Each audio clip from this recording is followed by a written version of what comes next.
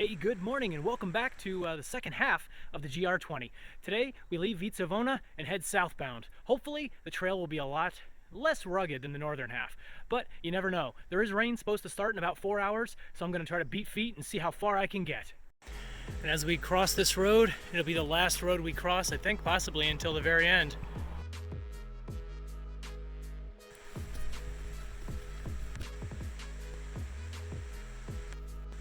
The skies look amazing that way. But here at Boca Palmento at 1,640 meters, we got a good look at the skies going south and they don't look so inviting. Well, this place isn't on the map, but looks pretty closed anyways.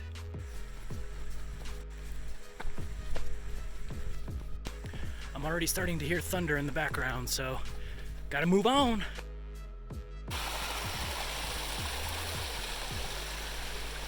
Wild berries. Now I'll stop for these.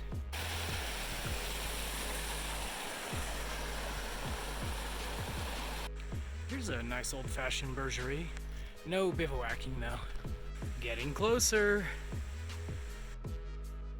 Oh wow, you can literally see the clouds coming in. This storm's gonna be a beast. Right down there is the Gate du Campanella, and they are semi-open. They have some services, limited resupply, limited food, and you do have to pay to stay there. But as of today, the 4th of October, all the regular refuges are no longer manned by the Guardians, but you can stay there and you don't have to pay. So I think I'm gonna weather the storm inside here and use the Wi-Fi from the gate down below. Okay, let's take a tour of this free refuge. Okay, there's a place to sit down. Here's the kitchen. It does have a gas that works, so you can cook with one pan and one giant pot. Max capacity 16. And here's the room. Yeah, looks kind of nasty. After further consideration, I'm going to stay here at Gite u Fogone. It's 41 euros, but you get hot dinner, breakfast, showers, electricity, hot water, and toilets right in the facility. For me, it's worth it. And this is my room. For the night, this bed looks way cleaner and nicer. And I've got the whole place to myself, for now. One of the benefits of staying here in the Gite is you get dinner. And what I hear is it's some pretty good stuff. Let's check it out.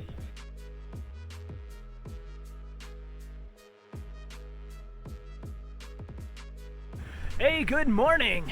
Wow, that storm really came down last night and the wind is whipping today. So I don't think there's any high ridges. That's where you don't want to be during a windstorm. But I think I'm in the trees. I sure hope so today. All right, now hike on.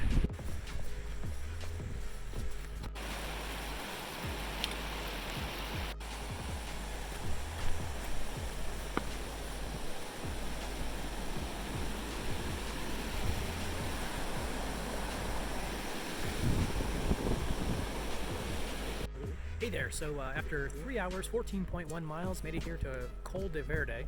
There's supposed to be some pigs, some Corsican pigs, but we haven't seen them, but found some of the trail family. We got Carl back there, Bert, Thomas, and Anna. All right, we're gonna do a little lunch and then get to the next refuge and camp for the night.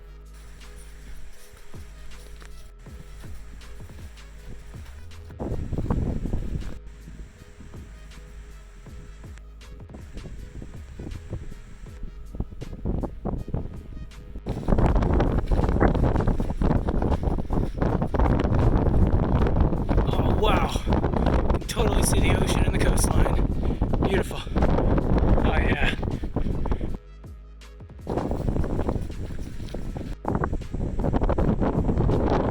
We have arrived at Refuge de Prati. This is gonna be the home for the night because it's supposed to rain here in about an hour. Now we did get a little bit of rain during our picnic at that picnic table, but luckily it just missed it. Let's see what kind of accommodations we've got today. We've got a great view here at the refuge, and Thomas made it. All right, let's take a little tour. All right, not bad. That's Hugo. Got a stove to keep us warm, little kitchen, I hope there's some gas and a bunch of sleeping pads in here. Not too bad. And the weather finally came in. It's kind of a mix between rain and snow. So I'm glad I'm in the refuge.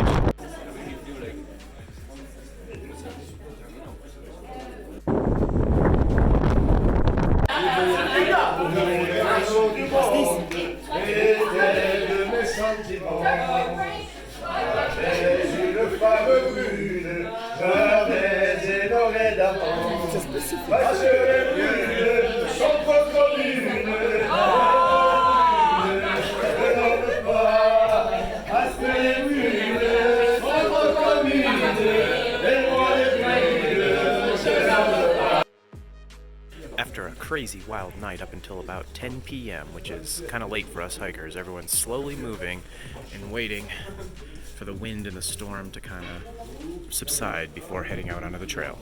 Okay, can't stay in the refuge forever. Time to get on trail, weather this storm.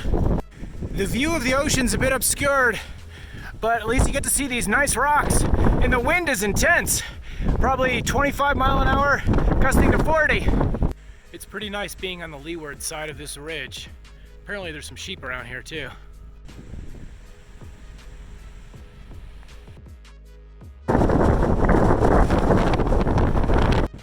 Holy crapola! This wind is way higher than it was forecasted to be. I mean, you are literally leaning into the wind just to take 2 steps. This is crazy. I'm gonna go to the next shelter in about 7 kilometers, making an 11-kilometer day, and then decide if I want to just shelter there and ride out the rest of this windstorm. Yeah, this is insane.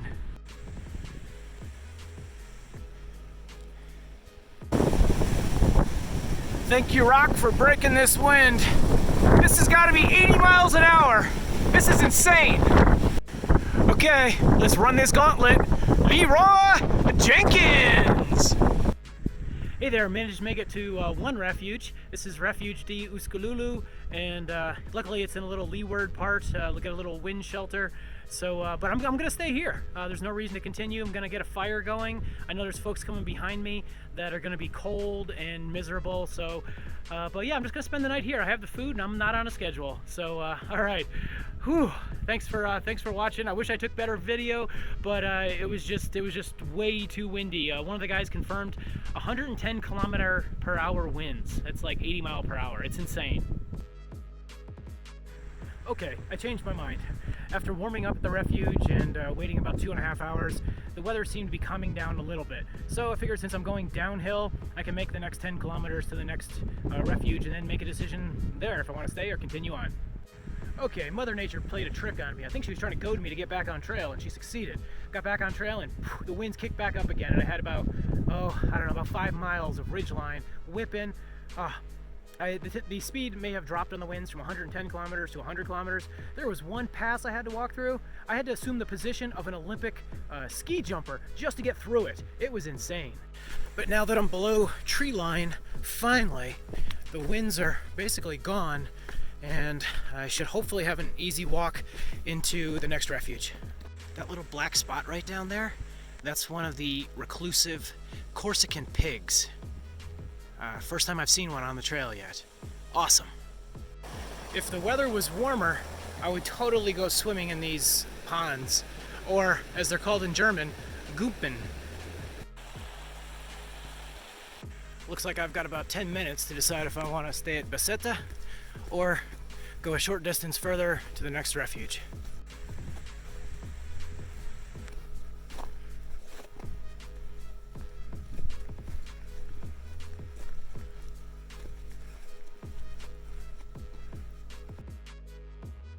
More Corsican pigs.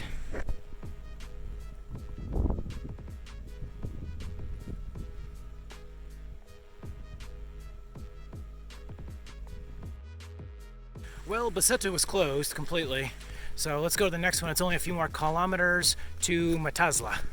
And this is Matazla, but it is closed. So I have to continue on to a place called Croce. And we have arrived at Croce. This will be my home for the night, and hopefully a hot meal too. And I made it just in time for dinner. Lasagna. Hey, good morning here from the Refuge Croce. Beautiful day today. Yesterday was that 26-kilometer day, and with that hurricane winds, maybe tropical storm, either way, they almost blew us off the mountain. But I tell you, this was a great place to stop, and I'm so glad. As you can see, there's a whole bunch of folks that stopped here. Some are cooking outside, some are eating inside with a breakfast, but that dinner last night with that lasagna was amazing. I would make the 26-kilometer trek just for that lasagna again, and it was a huge portion too. It wasn't that small little square that you get at Olive Garden, but it was really good. But it's hard to believe, I think there's only about a day and a half left on this trail. So, but I gotta get going and hike on.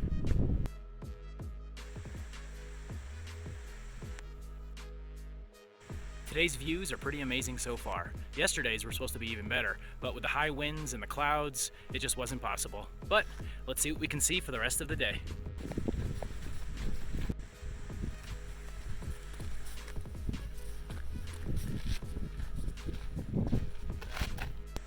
It wouldn't be the GR20 if we didn't have a massive down climb. It looks like there's a refuge down there too. One thing about the GR20 is that the people who put the white and red blazes, the trail markings, don't always pick the easiest way down. This way here is pretty steep, slippery, and not a lot of footholds and handholds. Yet if you go just off to the right, it's much easier. So keep that in mind and pick the route that's best for you. And we've arrived at Refuge de Essa now, but they are literally dismantling it for the season. No toilets, no nothing. So, all right, we continue. Even though the refuge is being dismantled, there is a picnic table, which means the extended trail family is going to have a little picnic lunch.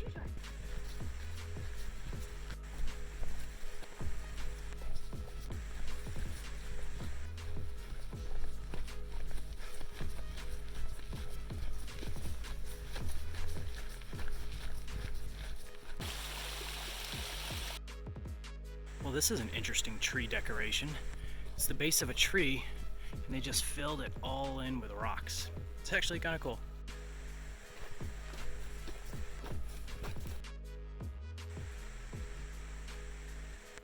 It's hard to believe we're only 7 hours from the end, but I'm not getting there today. I'll either do Bavetta or Paliri. We'll find out. Well, we're coming up near a village, which of course means there's got to be a cow. Hello, cow. Bonjour, vache. We've got ourselves a little village here with plenty of bars and restaurants and gîtes and auberge. Ooh, snacks. Yep. Oh, wow. Actually got a nice view way over there. Okay. Now I just need to find a place to rest my head and take a shower, because I stink. Hey, so we made it here to the Auberge du Col de Bavella, and this is where we're gonna spend the night. I say we because we've got the trail family. Yep, and we've got beer. What better way to celebrate almost being done? Hey, good morning. Wow, had a great dinner last night, slept well, it was amazing. The trail family basically had their going away shindig last night, because it seems like when we get to Conca, everyone's gonna kind of scatter to the four winds and kind of go on their own way. So, but it's still 7 hours to Conca, so we've got to hike on. Red and blackberries, yummy. These things are pretty much all over the island except for the areas above tree line.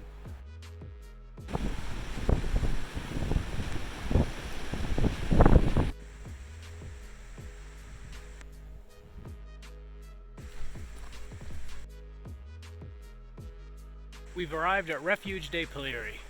I was considering staying here last night since it was only an extra 5 kilometers, but I heard from a northbound hiker that it was kind of closed up, so I opted for the hot shower and hot meal instead.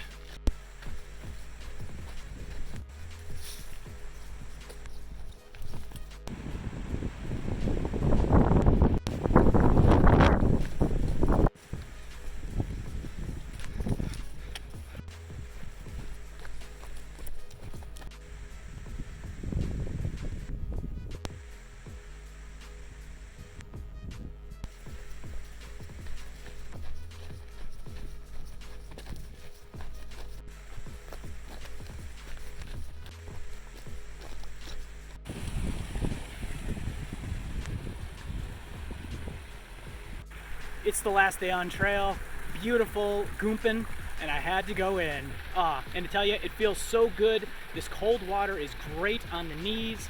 Might be a little shrinkage, but it feels good on the knees.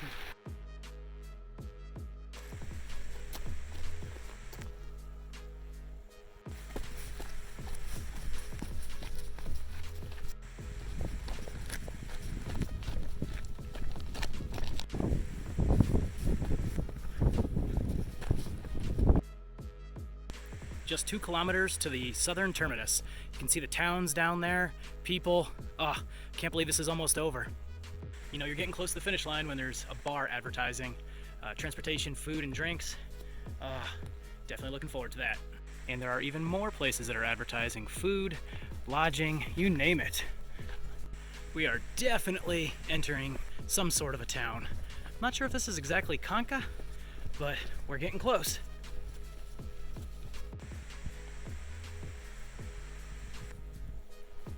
And more advertisements. These locals really want our business, and well, we'll just have to give it to them. I pulled into Conca, was feeling about half past dead.